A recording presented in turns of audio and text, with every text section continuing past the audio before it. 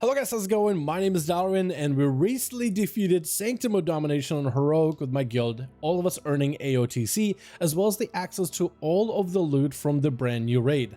Some of these items are going to be well covered for, whether it is Sylvanas daggers or maybe the weapons off of Kel'thuzad. This raid is fantastic. I'm a huge fan of the bosses and mechanics, as well as the difficulty curve towards the later bosses even on Heroic. Most guilds down a boss on AOTC first week, but only 55 or so guilds were recorded in the logs to have down this one, which is probably one of the lower numbers we've seen in a while. In this video, I want to go over the mechanics that you're going to be facing inside of Sanctum of Domination in order to help you guys up and running with your guild to claiming AOTC and claiming all the loot from the brand new raid.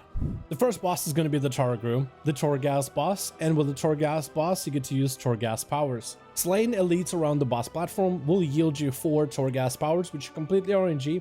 You can repick them before you use the fight, and you might even want to use some for your guild that are going to be utilitarian, like immunity to stuns or even reduce magic damage. During the boss, you'll have a couple different mechanics that you have to deal with.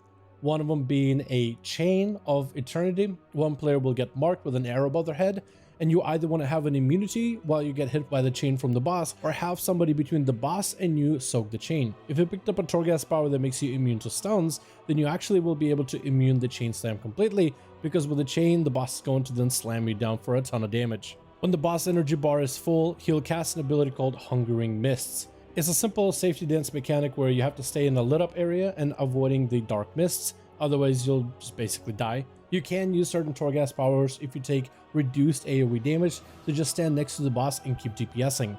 There's also a soak-in circles that'll appear on the ground. They'll be purple. Either have multiple people soaking it, or the person with the Torghast power that reduces magic damage soak majority of those. The boss also buffs himself from time to time with the Fury of the Ages, where he'll do more damage. This ability can be spell stolen, dispelled, or de-enraged, and he'll cast it throughout the fight.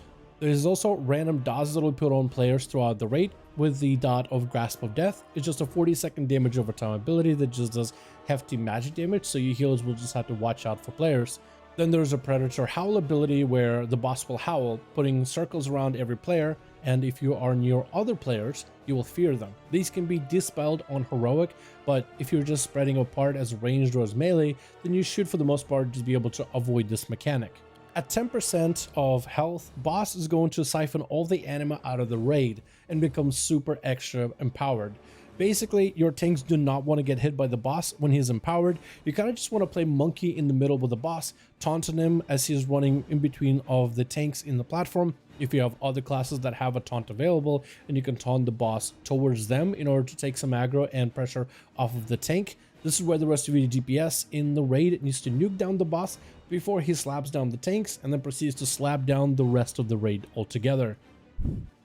The next boss is Eye of the Jailer. He tends to bombard the room in random spots, so just be light on your feet, making sure you're not getting hit by mechanics. An Abductor is going to spawn in during this phase and mark one of the player with a chain. Other players can run into the zone of the chain to help spread the chain debuff. The chains are going to try to pull the player off the platform, but the more players soak in the chain, the less strong that chain is. After a little bit of time, you pull the Abductor onto the platform and you need to nuke it down together with the boss. Also, there's a massive I-beam mechanic where the boss is going to select the left or the right side of the room and then kind of sweep across.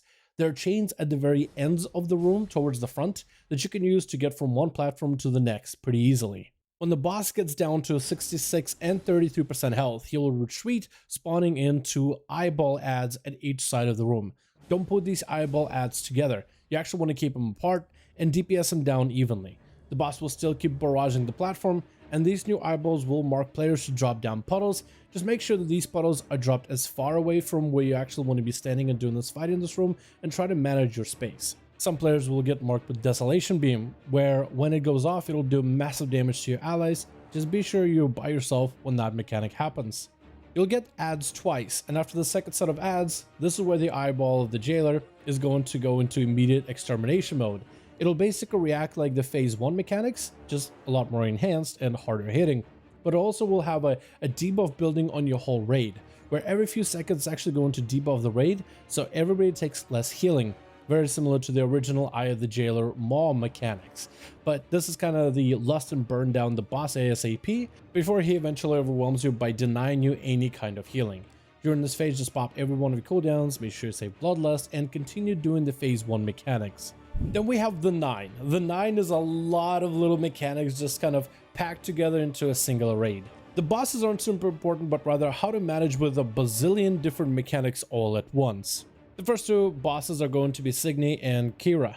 Kira's mechanics are going to be 2. One of them is to summon an ad, and that is going to start a cast time. Just be sure to interrupt it. This ad is completely CCable by all forms of CC as well. Very easy to deal with. Kira's second mechanic is to pull allies towards her. They have a push and a pull mechanic, and Kira has the pull mechanic. Just try to be not next to her, inside of her area when the pull is about to finish its channel. Then you have Signy. Signy has more of a cast mechanic where she will do Soulful Blast on the tank, which does quite a bit of tank damage. Song of Dissolution, which is going to do a lot of AoE damage, also needs an interrupt. And her mechanic is to push. She'll create an absorb bubble, stand next to her as she tries to push you away. When either of these two ads get to 15% health in Heroic, Skyja is going to come down and join the fight. So try to clean up the floor as quick as you can so you can just fight Skyja by yourself without any of the other bosses present. The main important mechanic with Skyja is going to be Fragments of Destiny. Multiple players will be marked with a debuff, and they have to kind of run together towards the border of the map, and when you dispel one person, this debuff is actually going to jump to nearby players.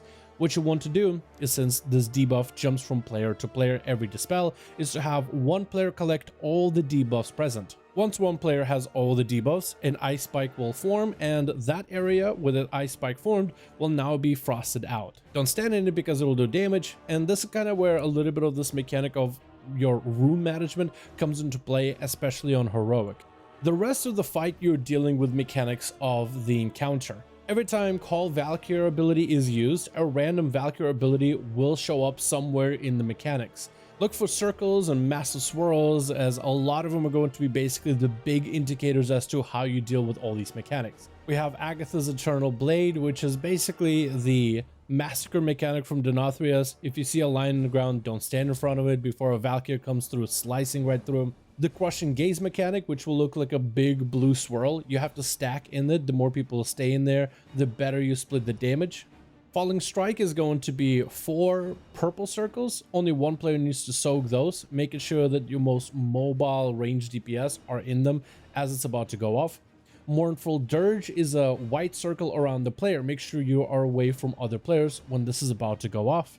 Finally, Mighty Impact will be a massive purple AoE circle on your character. Make sure you are away from your allies as far as you can.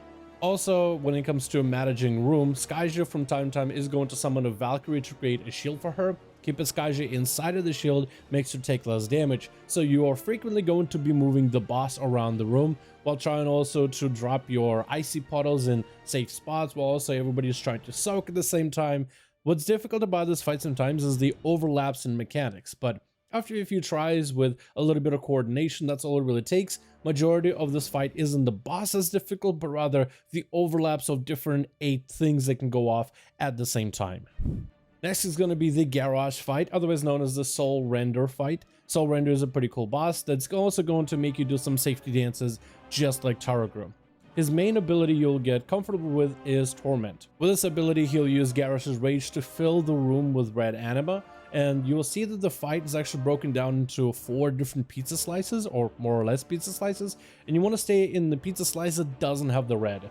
The whole fight you're going to be bombarded, so watch out for your positionals because that's going to do quite a lot of damage. He is going to, from time to time, summon ads, the Mossworm. The Mossworm need to be interrupted. Don't let him cast Agonizing Nova, otherwise it's a lot of raid-wide damage. They'll slowly move their way towards Garrosh, don't let them do that. The boss is also going to debuff players intermittently with a massive red circle called Brand of Torment. While enemies and allies within Brand of Torment reside, they actually take more damage. So when you are DPSing the boss and you want to be away from your allies so that you're not debuffing them to take extra damage like your tanks for example, but you all want to take this Brand of Torment on top of the ads because it'll actually make those ads take a ton more damage, allowing you to get through them very easily. When the boss's bar fills up, he'll cast Tormented Eruptions, which is basically a safety dance times 5. You'll need to do the safety dance and stay in the right platform 5 different times while the boss is channeling this ability. During this time, just try to avoid the red puddles on the ground. All you have to do is stay alive. DPS the boss if you can. It might be pretty difficult for melee, but a lot easier for casters. And sometimes the patterns for this ability is different, so it's a good idea not to get used to a specific pattern when doing this boss, but rather stay light on your feet and adjust as necessary. From time to time, the boss is going to shackle Garrosh. If these shackles are not broken, it's a raid wipe, so you'll want to break these shackles one by one. To break the shackle, you interact with it by right-clicking it and then running it as far as you can from Garrosh. And once you get a good enough distance, you break the shackle, which will do raid-wide damage, so be sure your healers are coordinating when you can break the shackle or when you should hold off. And for Heroic, you want to have 3 groups of 3 to be able to run these shackles out. Outside of that, it's a lot of rinse and repeat where the ads come out, nuke the ads, safety dance, stay in a safe spot, big safety dance, make sure you're on your feet all the time, chains, run them out one after the other. Pretty easy fight so far. Remnant of Azul is going to have a ton of puddles throughout the fight. The lower his health gets, the more his armor breaks. Every time a piece of his armor breaks, he's going to fill the room with blue puddles. Try to avoid those because they will silence you, preventing you from being able to do damage or healing. The boss is going to spawn orbs of torment, and some players are going to have to drop these orbs off the edge of platform. These orbs are going to be immune up until the boss casts suffering. Once he's casting suffering, it's a massive frontal damage, which will break the orb from its immunity, and then somebody with high amount of DPS is going to need to knock it off of the side of the platform. Otherwise, it'll continue doing AoE damage to your group. Also, players in your raid will be marked by a massive debuff. It'll be pretty easy to see, but that player needs to be dispelled. Once that player is dispelled, he'll actually knock everybody else around them back, so you'll need to make sure that the full raid shuffles towards the edge where that person with the debuff is, just to make sure when the knockback hits, you're not knocked off the platform. And that's really majority of this boss. Lots of rinse and repeats, lots of blue swirlies to dodge, and try to dodge them as best you can, and try not to get knocked off. And that's basically Ner'zhul. This is where the raid is going to turn up the heat. Not because you're hanging out with Paintsmith in his volcanic lava-filled chamber, but the bosses after this point are going to be legitimately challenging. This boss is going to make you move fast on your feet, and coordination is going to be key. There's a lot of mechanics that are going on. From time to time, he's going to toss his weapon at the tank. The tank needs to get as far away from the rest of the raid. The further he is, the less damage everybody else takes. When the tank gets smacked by the weapon, it's going to trigger spikes in 4 directions: forward, backward, left, and right. It's best to put the tank in the corner just so the spikes minimize the amount of room they take up. After bonking the tank, he's going to summon spike balls. They just travel slowly from one side of the room to the other. They can spawn in any of the different areas of this arena, so try to focus down on one single orb just to make sure that everybody can get through. The next time boss tosses his weapon, it's going to mark 4 players with traps. When one of these traps is triggered, it'll do a slight amount of damage to your full raid. However, it'll put a debuff, which will make subsequent trips of these traps do even more damage. So you don't want to have too many of these traps go off at a time. It's best to kind of trip them one by one by having a player actually stand on top of these traps. 2 players are also going to be marked with a chain. The chain debuff will literally have a chain circling around the player. Those chains will damage other allies if you get too close to them, and they'll also boop your allies out of the way. So this becomes a little claustrophobic when you're trying to break one spike ball and everybody funnels in, and you want to make sure that the people with the chain can either maybe blink across the balls themselves or stay at the back of the line so they're not booping players into balls. So it's going to be a little bit claustrophobic with players that do have chains on them. Then we have the Intermission Phase, which happens every time the boss reaches 70% health, 40% health, and it happens only twice. There's going to be multiple spikes traveling from the front of the room to the back, and there's also going to be a lot of fire on the ground. Every time the boss hits the hammer on the anvil, it's actually also going to stack up a debuff on everybody in the raid, doing ticking fire damage, stacking. So this fight is going to be pretty healer heavy towards the tail end of it, as you're going to have double the stacks that you did from the previous transition. After the intermission, the boss is going to kick it up a notch. The next time he bonks the tank, there's going to be traveling spikes from the tank's location outwards through the rest of the room. You'll have pretty weird overlaps where you have the balls coming at you while spikes are traveling out, and it's also really difficult with the traps and the spikes, because if the spikes hit the traps, that causes these traps to explode, and as we talked before, you don't want to have too many of them go off. For this phase, what we do is we usually try to cross over the spikes first, then DPS the orbs, Then for the next tank weapon toss, you'll actually run these traps into where the spikes spawn, trying to jump over them. So then you don't have these spikes tripping the traps, and you can have a separate player pop these traps separately. Phase 2 and Phase 3 of the fight are basically identical, except there's a lot more ticking dot damage in Phase 3 for your healers to manage. But basically, if you can get past all of these deadly mechanics, the boss should be a pretty easy kill.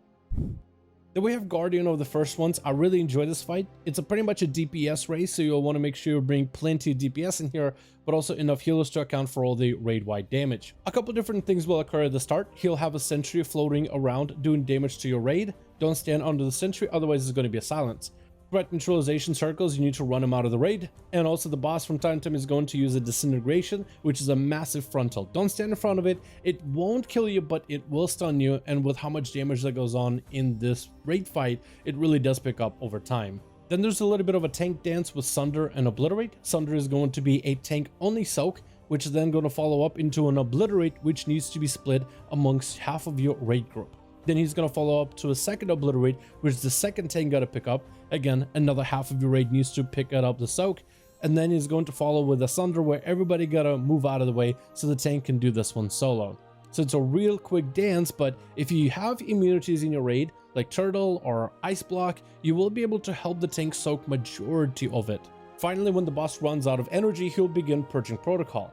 He'll start radiating massive amounts of AoE damage, and every time he radiates, Purging Protocol is going to increase in damage.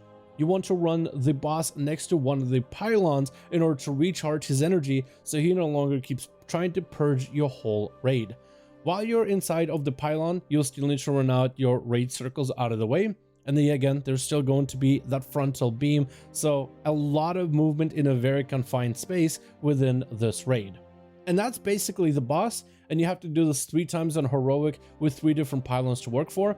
The faster you DPS the boss, the faster this fight is going to go down. You can utilize all 3 pylons, but if you're running out of time, then that's basically going to be the soft enrage for this fight. And also, it should be mentioned, there's a lot of raid damage going out, so your healers better be careful. Next fight is Fate Scribe Ro Kala. He has a massive room with runes in the middle that players will need to move in order to get him in the right position as not to wipe the raid. Fated Conjunction is going to send blasts through the room all the way across. For this mechanic, just try to find a safe spot to stand in, although on Heroic it didn't really one-shot us the first time around. Call of Eternity is going to mark 3 players with massive circles. These circles need to be run way out of the raid. Where you drop these circles off will actually leave off an orb, and next time Call of Eternity happens, there's going to be that orb that will also explode on top of your players getting brand new circles. So you want to be really careful with managing the edges of the room. The tank mechanic is going to be, the tank is going to get marked and there's going to be a tank swap. The tank's soul is then going to try to chase them. Try to DPS the soul down, making sure that the soul does not reach the tank. But a better strat would be to actually continue DPS in Fate Scribe and cleaving off of the soul, slowing down the soul instead of focusing it. Once the soul is dead, it's going to summon a bunch of ads that will begin casting. These ads are susceptible to all kinds of CC. Nuke them down, but still focus on Fate Scribe for majority of your damage. Once the boss hits 70%, he's going to cast Realign Fate. He's going to change the runes on the ground in different positions, and players that are marked with a specific debuff will be able to move those runes. There's also going to be 2 massive ads that'll spawn, a bunch of orbs that are floating by. Make sure you don't touch those. So the basic gist is players that are debuffed by the boss have to move runes in a right position, while the rest of the raid team is going to DPS the 2 ads that are up, that tanks need to pick up, while also dodging the balls that are going to be kind of floating all over the room. The best way to handle the runes is when you are a player that's marked, go to the rune that you're assigned, whether it's on the inner, on the outer, somewhere in the middle. If one player stands on a rune, then it goes clockwise, it rotates clockwise. If 2 players stand on a rune, then it rotates counterclockwise. Technically, if an even number of players stands on a rune, it goes counter. If an odd number of players stands on one rune, it goes normal clockwise, but it's best to just use 1 or 2 people at a time. Don't have your whole raid trying to stack on one. The best way of dealing with the first 2 transmissions is actually just having either one person run it all the way through. You'll have plenty of time even if the rune is not in a good position, or having another player help you in order to complete this puzzle a little bit quicker. You will have to do this twice, once at 70% health of the boss and once at 14. Afterwards begin the final phase, which is basically like every other non-rune phase with the boss. Nothing is special except runes will be activated 2 at a time. Players will still be debuffed, and those players that are debuffed will need to move these runes into position. But this is where getting the odd and the even number of players is going to be more important, because in the normal transmissions, the boss gives you plenty of time to go all the way around, even if you have to just do it solo. But this time around, during the last phase, you have to move these runes pretty quickly. So you have to figure out whether you need an even amount of people or an odd amount of people on which runes, move them into position very quickly so that you can continue DPS on the boss and not experience wipe. If you can handle the runes position and the coordination that requires, then this boss is doable. Definitely one of the tougher ones that isn't really just a DPS race, but rather a mechanics check and seeing who is paying attention.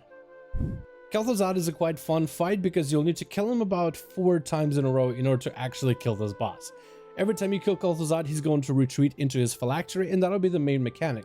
You'll need to assign certain players to go down into the phylactery to DPS his real soul, while the players on the outside will have to manage with some adds. The main tank mechanic is Soul Fracture, where he'll fracture the soul of your tank into 3 adds. These adds need to be interrupted or stunned and DPS down so that the tank can pick up the souls so that they can recover and get ready for the next tank swap mechanic.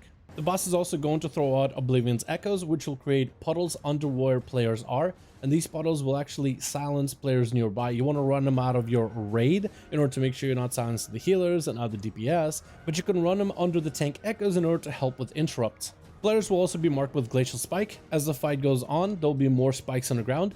Every time one of these spikes explodes, it does massive raid-wide damage, and on Heroic leaves a damage over time, which is going to be basically down to your healers how you handle it. Throughout the fight, he also summons adds that are going to cast Relentless Haunt. They'll just relentlessly keep charging at a player until they reach their destination and will explode. Make sure you manage these adds as best you can. There's also a group so-called Frost Blast. A player will be marked with this massive blue swirl, and other players need to stay in it in order to help split the damage. Or if you're a class with an immunity, you can actually run it out and immune it completely. It'll do a bit of damage to your full raid and root everybody, so having a Disc Priest or a Shadow Priest with a master spell is going to be very helpful. When depleted of mana, Kel'thuzad is also going to summon a Howling Blizzard, which will create icicles and ice floors all over the map. Make sure you're not standing in the ice when it shatters. When you get to the Phylacter phase after killing Kel'thuzad, some players will need to come down and DPS the remnant of Kel'thuzad.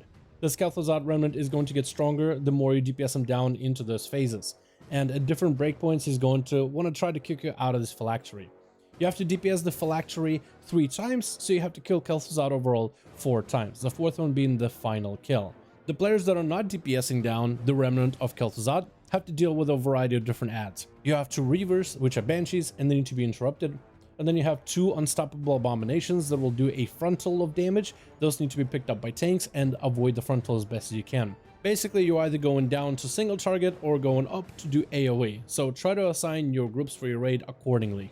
During the 4th phase, Kel'thuzad is pulling up all the stops. Howling Blizzard surrounds you, and the room is perpetually, forever, going to get consumed with frost on the ground. This ground will not break, it'll actually fill up the whole room, and that's basically the soft and rage to this fight. You're trying to DPS Kel'thuzad before you are overwhelmed with frost. You also will do Frost Blast towards different players, which again you can either soak, sacrifice those players, or immune these Frost Blasts. The more damage you mitigate for this, the better. But this fight can be definitely challenging if you're dying constantly. Kel'thuzad is going to regularly be resurrecting your allies to fight against you, and these allies will use crowd control. So there'll be stuns, there'll be AoE blinds, there'll be an AoE fear, and they'll do plenty of bit of damage. So having a fully healthy party when fighting Kel'thuzad is going to be almost mandatory when facing this guy. But definitely a very fun fight, lots of adds, lots of different phases, and really cool mechanics overall. Then we have Sylvanas Windrunner, the last boss of this raid.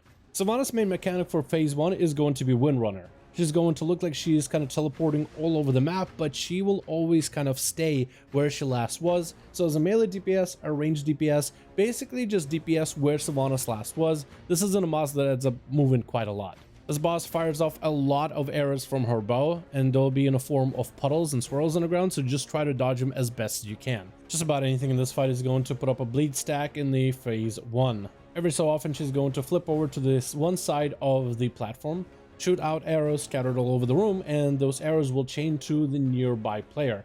These chains will do constant ticking damage and will continuously pull the player closer and closer, faster and faster. But once the chain breaks, it takes away all your bleeds. When her bar fills up, she's going to cast a Veil of Darkness, disappear from sight for a second, reappear, and cast this massive zone. The zone doesn't necessarily do damage at the start, but puts a nasty debuff on anybody inside. The Veil of Darkness debuff is going to kind of consume a portion of your health, or in PvP, necrotic a portion of your health, so that when a healer tries to heal you, a portion of it will just be absorbed into the nether. Just try not to get hit by Veil of Darkness as best as you can. The tank swap mechanic is going to be Wailing Arrow, which is going to fire an arrow at the tank. The further the tank is away from the raid, the less damage everybody takes. And that's basically all of P1, until she hits 84% health. Phase 1.5 is going to be an intermission phase, where the boss is basically immune to all damage. She's going to shoot out arrows, one for every player in the raid, and every player is going to get chained. So try to break everybody out of their arrows as quickly as you can, because this is going to be quite a lot of damage going out. While all this is happening, Sylvanas is going to be ripping off chunks out of the raid and tossing them across, which is going to spawn a lot of swirlies, which you don't want to stay in front of, but also don't get hit by these chunks that she's just yeeting across the room. Just try to stay alive and recuperate, break everyone's arrows, and just wait until the big intermission phase. Phase 2 is going to be you traveling across chains that lead towards Ouroboros. This phase is not really a boss DPS mechanic, it's mostly just managing adds and AoEing them down while using the bridges that Thrall and Jaina create to get across. There will be a lot of dodging from Sylvanas herself, so just be very careful and be fast on your feet. Veil Darkness is still going to be a play in here, but because room is so claustrophobic and the chains don't really have a lot of area to work with, it's not going to be nearly as wide of a zone. You will have moments to DPS Sylvanas herself, and this is where you want to pop some cooldowns in order to get as much damage through her as possible. When it comes to the ads, the priority of all ads should be Soul Judge first. This ad is going to do a ton of damage to your tank as well as a ton of debuffs to your raid. Make sure Soul Judge dies first. The Summoner is going to be the second deadliest ad. The Summoner will summon these orbs that if they're alive for too long, they'll explode for a ton of damage. You want to kill them early, which will still explode, but not for nearly as much damage. Then you have the Goliath, which also needs to be DPS down for Jaina and Thrall to create these ice and earth bridges to move across. The rest of the ads basically are ignored and cleaved down. You should clean up the ads, but you don't really need to focus on them nearly as much. And you'll face a variety of these different ads depending on which chain and platform you're in.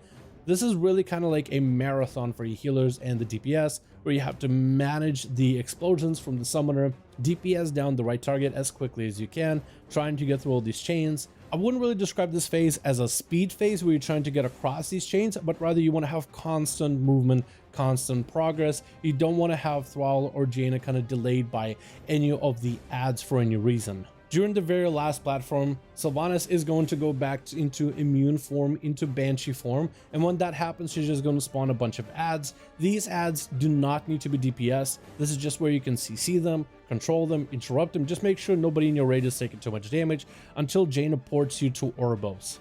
And this is where P3 begins. P3 is very similar to P1 with a few extra mechanics. You're going to be fighting Sylvanas on different platforms, 4 of them, around the main central Ouroboros area with the Arbiter and the Jailer. These platforms can be traversed around by walking next to these shimmers next to the platform. It'll actually throw you over to the next platform, and that'll be very important when it comes to dealing with this fight. Banshee's Fury is going to be a pretty massive AoE ability. If any of your allies have a debuff on them that isn't dispelled, it's going to impact that AoE damage even further. Sylvanas is going to be creating puddles all over the map, even on the other platforms, and as players you might need to go to the other platforms, have a player pick them up by walking over them, and then getting dispelled to drop off these puddles in various locations, usually towards the corner of the platform that you're not currently using. Veil Darkness is still a mechanic. You'll want to make sure you spread out. There's not a lot of room to really work on these platforms, but even for a packed raid, try to spread out as best you can to avoid passing this debuff to too many players. Wailing Arrow is still present, and it will mark 3 players, not just the tank. The 3 players marked by Wailing Arrow will have to be very careful to pay attention which player is marked by Wailing Arrow first. So then all those players actually have to take out Wailing Arrows to another platform in order to minimize the amount of damage the rest of their raid is going to be taking. Finally, the boss will use Raise. Once she is through with 3 wailing arrows, she'll actually destroy the platform that you're on. You'll want to make sure to evacuate the platform immediately to the next safe location. And once Sylvanas has raised 4 platforms, then players have nowhere else to stand, and that's basically the enrage timer for this fight. And if you can manage all that and bring Sylvanas down to 50%, there it is, heroic Sylvanas and a heroic raid clear with AOTC, as well as all the loot that comes with it. Hopefully you guys have better luck than we did in order to be able to clear it quickly. Definitely gear is going to make this fight a lot easier, especially as you get those new domination sockets and the bonuses. But that's going to be Sanctum of Domination Heroic and my guide for AOTC and all the mechanics that are important for this raid. I do hope you guys find this video useful for you when it comes to your guild, or you maybe pugging these fights, trying to figure out the mechanics, trying to figure out how to stay alive and how to do the most amount of damage. Hopefully you guys have an easier time getting the AOTC than we did. It was definitely really tough in the first week. There were a couple of bugs, a couple of things that Blizzard had to fix, but looks like the way the fight is right now, it is still pretty challenging even after a couple of weeks into this raid, but gear is definitely going to make it easier. So if you're not getting it immediately, just wait, get a little bit of gear, collect a couple of shards of domination, get that set bonus, and it's going to get much easier. Thank you guys so much for watching. I do hope you enjoyed, and I'll see all of you in another video.